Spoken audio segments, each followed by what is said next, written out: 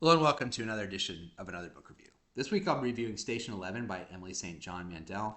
I'll talk very briefly about the author, it'll be a spoiler full video. It's hard to talk about this book without spoiling it. So if you have not read the book, please check out here and go read it and come back if you want to watch the review. There will be spoilers throughout it. It just makes it easier to talk about. It's kind of not, I wouldn't say it's a plotless novel, but the plot is very much secondary to the book. I'll be going over the plot, talking about things I liked, things I didn't like, who I'd recommend the book to. We'll probably end it there because I'm not sure what I'll be reading for next time. Special shout out to Jimmy and Rachel for suggesting I read this book. As always, if you want to suggest anything, please feel free to do that in the comments below. Emily St. John's a very well regarded author. This is her fourth novel. This came out in 2014, has sold over 1 million copies, was nominated or won an Arthur C. Clarke Science Fiction Award, which is a big deal, and also was recently on the New York Times list of best books of the 21st century. So one of the 100 best books. Um, she's read several books. I believe, a staff writer for a literary magazine called Millions. So she's done a bunch of short story work. So she's a very prolific author. What this book is about a lot of different things. The main plot is set in a post-pandemic world where roughly 99% of the population has been wiped out. So there's very few people left on the planet, and one of them is a woman named Kirsten, who is part of a traveling Shakespearean troupe that goes kind of from town to town in what was the Midwest of the United States. But they're going town to town to entertain people and to play music for them. And the book is really her plot is really about finding what happened to two of her former troupe mates who have left the troop to settle down. They return to the town where they left them previously, and they are not found there. There's a character called the Prophet who has kind of ruled the town with an iron fist since they left.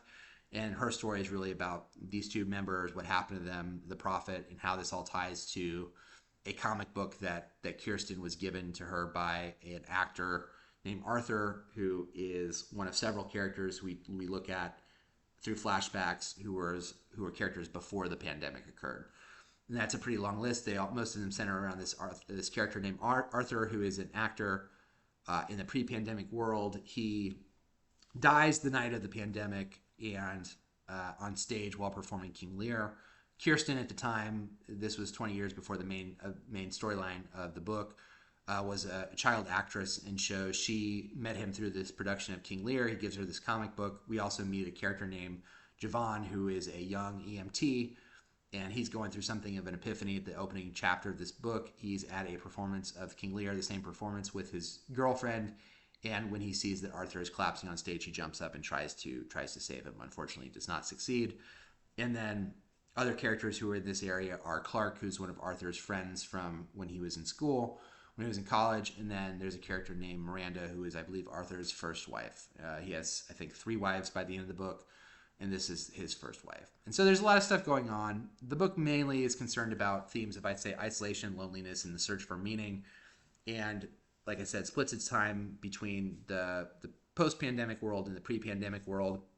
I think Emily St. John does a really good job with little details and finding these little bits in the world to make them feel real. The verisimilitude, I think, is really strong in this book. One of the things, the details, is like, when there are characters who are in the airport after they've been kind of quarantined, they're watching the television stations go dark one by one because there's no one there to man the television stations because everyone is dying.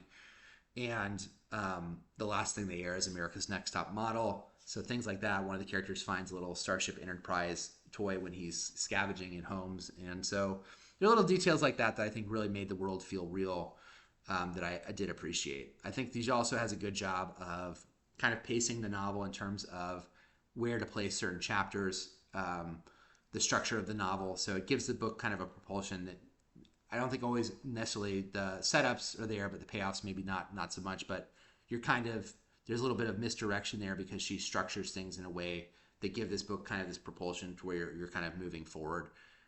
There's like certain times there's a variety of the chapters. There's a list where it's just like things that we lost that we no longer experience because of this pandemic. So in this post-pandemic world, 20 years after the pandemic, there's survivors, but they don't have things like electricity. They don't have things like running, I think, electricity, to play electrical instruments, and this kind of this sense of loss that kind of hangs over the whole novel. And I think that's a very heavy theme as you read the book, and I think she does a good job of the consistency with that. And then I also like the first chapter with Javon. I thought that character was interesting. She doesn't really do very much with him, in my opinion. I wish she had done maybe more.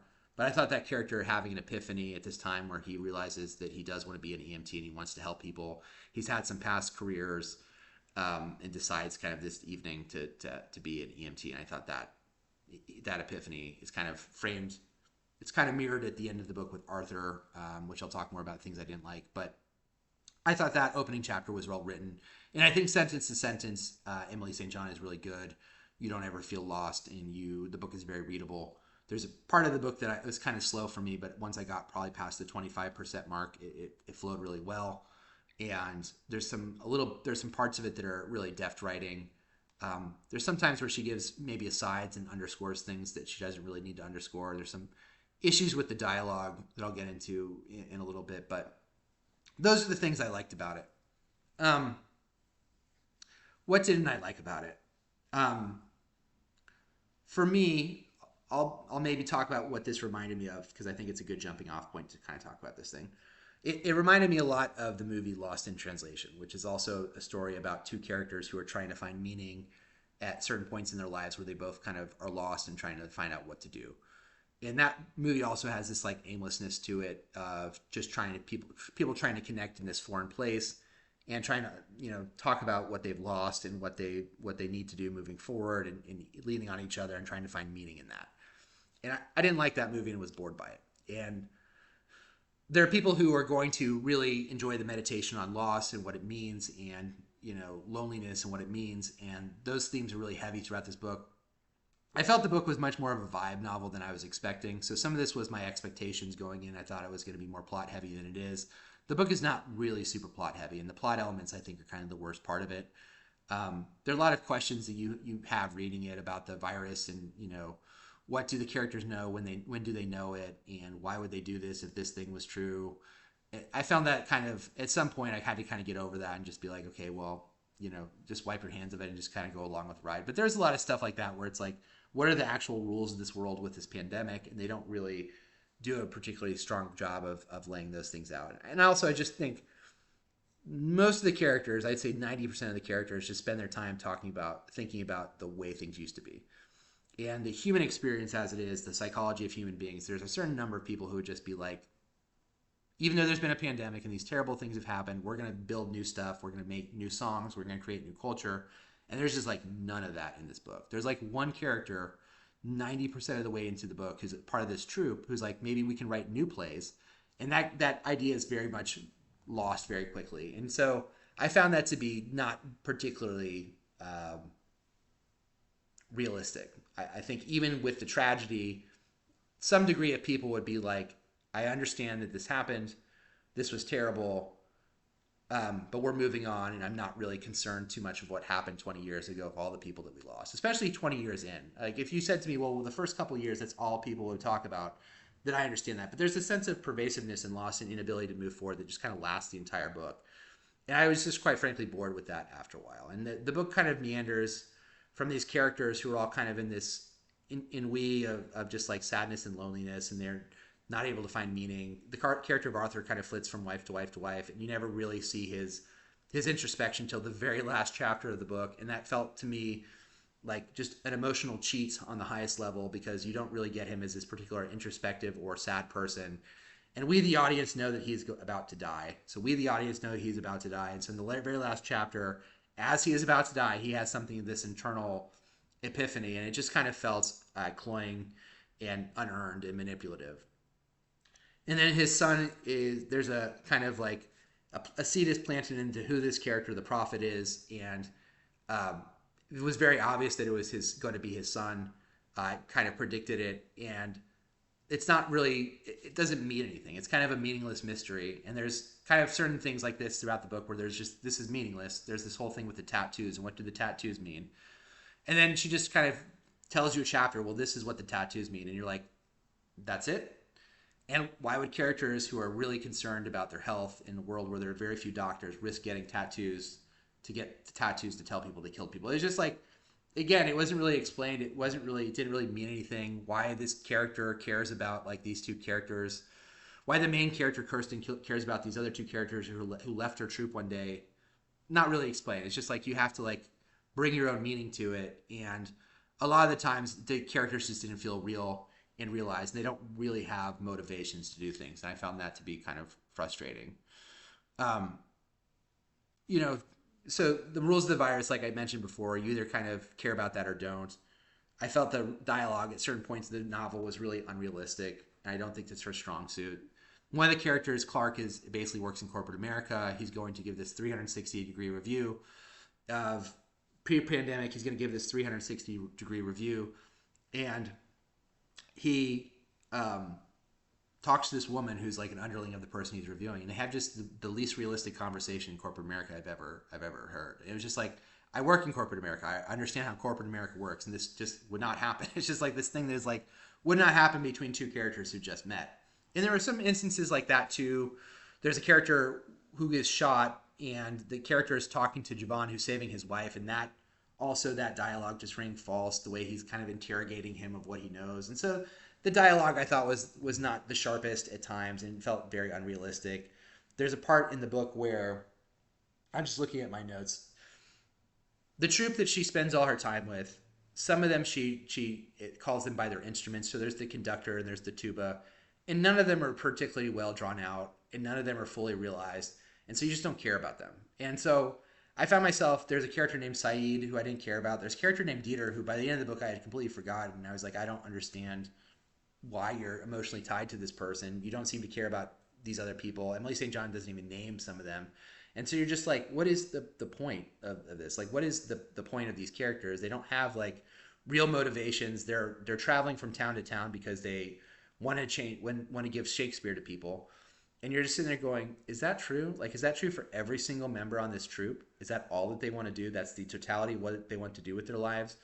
It seems, again, probably pretty improbable given the amount of food that you would need to grow for people and just all this stuff. If you said to me, well, economically it made the most sense for them to do this. This is how they were going to feed themselves. And they went to town expecting to get fed this way.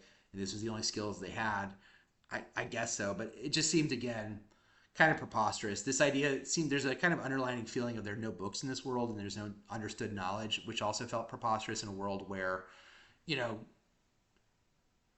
I would think books and things like that, if you made the argument, well, some places we need to destroy the books in order to feel the warmth of the books from the fire, I guess I still think you'd have real book knowledge everywhere because the pandemic doesn't kill books.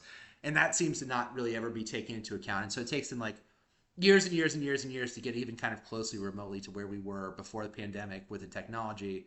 And it seems to imply that the reason for that is the lack of knowledge for how to do these things, which seemed wildly improbable. So there's just some of these things I just couldn't get over in reading that. The biggest thing, like I said, it's a vibe. The book to me is more of a vibes novel.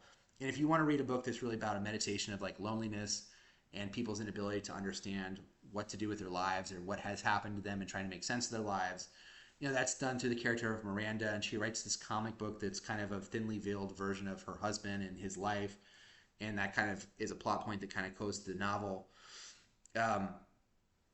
Then that's what it is. And if that's interesting to you, then you may enjoy this. If you wanted something that's like somewhat more plot heavy or just something to me, like the issue I had, you could do a vibe novel and you could do that, but you have to have variety in why the characters are doing what they're doing. And you have to have variety, in my opinion, of characterization and motivation. And so you have like a character like Clark, where I think she wants it to be this thing where it's an examination of this character. He has this report that he was working on as a consultant, and years and years and years later, he lets it into the airport. He publishes this report because all these people have died and people care about it. I'm just like, there's no way that these people would care about that, like at all. Like it would just be meaningless to them. They would have no meaning. And so I just didn't understand. I didn't understand that. I think the book is kind of crammed with characters, and so a lot of them don't have a chance to breathe. And like I said, by the end of it, you're kind of forgetting who the characters are. The characters aren't particularly well drawn or interesting or do interesting things or have different motivations. The Postman, that novel I mentioned earlier, has a character. There's a bunch of post-apocalyptic novels that this kind of comes after. Postman is one of them, the David Brin novel that I actually did review for the channel. I'll leave the link below for that. Swan Song and The Stand are probably the most famous of them. The Postman has something like that where there's a tyrannical person and someone has to stand up to him. In this case, you have the prophet who uh, is after child brides and has this belief that this pandemic was caused by um, God. God created the pandemic, and the pandemic did this stuff. In the character, we learn is a little boy who is Arthur's son, and your just reaction to it is, well, so what? Like that doesn't really have tie back to Arthur. Arthur didn't create the virus, and so you're like, ultimately, it's kind of meaningless, and it's just like it's not really a twist. It's not really revealed. It means anything. It just is, and so it's just like that was kind of the issue with the book. It does these things to kind of set up these things, and I could feel her going like, wouldn't it be cool? Wouldn't it be cool? But then you have to pay them off, and I don't think she pays anything off in a particularly skilled way. And when I was reading this, I was thinking about this earlier today. Why I had such a reaction to the book, and I think it was because it feels like two separate concepts that she kind of tries to mold together that, in my opinion, don't really fit. So one way to do this book is to write it as completely a post-apocalyptic world where it is the story of Kirsten, it is the story of the prophet, and there is that struggle between him and this troop. And that's maybe 20% of the book. The book is really not that concerned about that plot. Plot's not really that interesting. It's not really the point. Um, but that's could be a book by itself. That main plot, there's this traveling circus troupe or performing Shakespearean troupe, and there's this guy called the Prophet, and they get into some kind of scrap, and it's a battle between these two groups, and they have two different visions for the future, and that could be its own plot. Or you could do something that's a meditation on loneliness in contemporary society and use the other 80% of this book, cut out the post-apocalyptic part, don't have a pandemic, and have the character of Kirsten instead living in a world where she's adrift in New York City or something, and she's trying to, or Tokyo or wherever, and she has these comic books, and she's trying to make meaning of these comic books while she's trying to piece together her life, and she's kind of driftless and trying to understand what it is, and maybe she has more of a connection with the Miranda character, and they are trying to like find a way to make meaning of this connection they have of Arthur who has passed away. And the book doesn't really do either one of those things effectively well. It tries to mold them together and tries to make it be this meditation of loneliness, and it for me didn't really work. There are a lot of people who really like this book. I understand in some ways because it is something of a unique book. But when I was reading it, I was like, I would rather have either one of those two things rather than this, which is to me like kind of a soft middle where it tries to be both things at once and doesn't really do either of them particularly well, in my opinion. There are a lot of details. I understand why she wanted to do the post-pandemic thing, so it's fun to write about. You have all these details that you can include.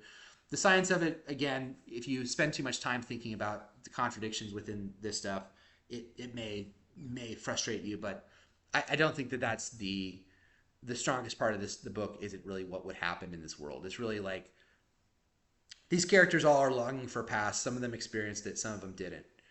Um, and that fits with people looking for meaning in their lives. Arthur is also looking to the past and thinking about this island that he grew up on that he misses. And if that's important to you, if that's something that interests you, like this theme, then you're going to like the book. If you want more than that, if you want like plots and characters and meaning beyond just like a meditation on that stuff, I think the book is a lot less effective.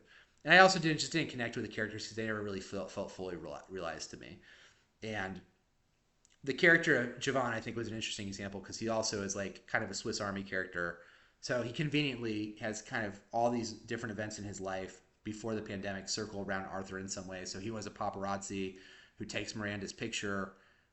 He also was an interviewer who interviews Arthur, where Arthur tells him that he's leaving his wife, and then he's the EMT who like works on Arthur the night that he falls. And so that was a little cute and little convenient for me as well. But that's why it was frustrating to me. And then the ending of it to me felt really unearned, with Arthur finally having his epiphany right before we know that he dies.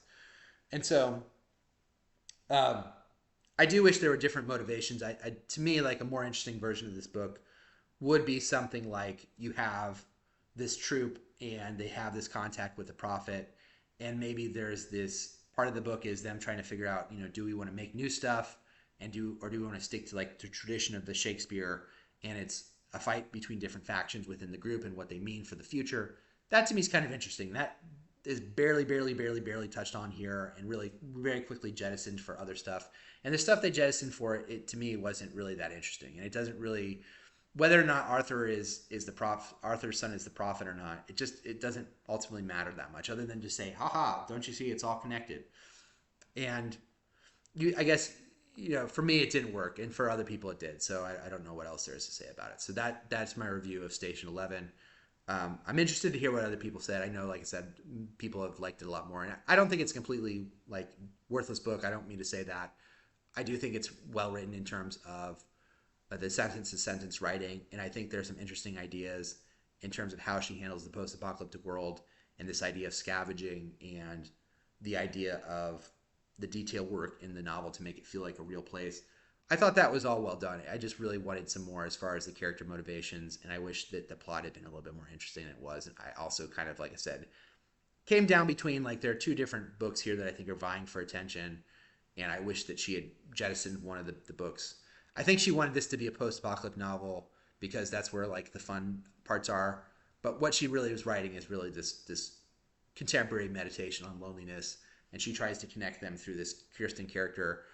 But then the Kirsten character, you just want to say, like, don't you, it's been 20 years, like, does this really have this significance for you? And you're kind of waiting, is there going to be another twist where the Kirsten character is somehow tied to this guy, Arthur, more than she was going to play with him once? And ultimately, it's not that. And so the whole, like, collecting of the curios and stuff as they go from house to house, and collecting the TV guides as they go from house to house from one of the characters, not to say that would never happen. It just felt weird. It was just like, but do all the characters do this? There's, like, not one of you who are just not interested at all in the past and just like, hey, because that's my lived experience is how most people really are. They don't really care that much about the past. And there's a part of the book where I laughed out loud where Clark is telling this kid about the history of the world, and he's talking about airplanes and cell phones. And I thought to myself, because there's nothing 12-year-old kids love more than hearing about the history of things that happened before they were born. You probably liked this book if you read it, because most people who read it did like the book. Feel free to leave me a comment below of why you liked this book if you did. And not to say the book has no merit whatsoever.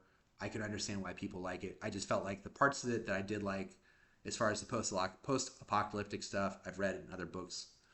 And so, like, David Brin's book, the Postman, that to me is what I want in, like, a post-apocalyptic novel. And this, to me, kind of, like I said, felt like the sewing of two things. And the other part, like I said, the lost in translation part, just is not that interesting for me. I'm remembering there was a review of The Magicians years and years ago when the Lev Grossman book came out. And there's a book, part of that book, that's about kind of bored magic teenagers being bored.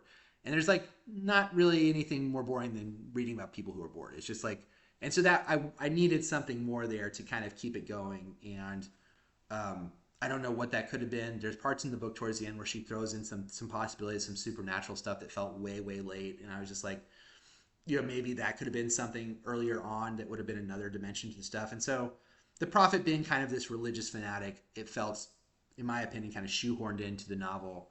You may have religious fanaticism, but it just felt like unearned. And so those were my feelings on Station 11. I'm not sure what I'm going to be reading next time. If I'm way off base, if there are things that you really enjoyed about the book, please leave it below. I've kind of talked about some things that I liked. Again, I definitely think this book has merit. I think it's an interesting read. I'm just a little baffled by how much acclaim it's gotten, because it feels to me like other things that I've read, where I've read those things in better fashions. But also, the New York Times, I also reviewed The Flamethrowers, which I'll leave a link there below now because I mentioned it. That's another book where it's like, seems to be a type of book that the New York Times Book Review likes, and this is one of those books. And so it may just be one of those things where this particular vein of book is just not for me, and it is more of a vibe novel than it is a character-driven novel or a plot-driven novel. And for me, it was fine for that, but it wasn't like, I wasn't blown away. I was a little surprised how much other people seemed to like it. So if I'm way off base, if you have your own viewpoint on it, please let me know. I'll be back in probably a week or two. Not sure what I'll be reading, but I'll let you know. If you've enjoyed this, please like the video, subscribe to the channel. Until next time, bye.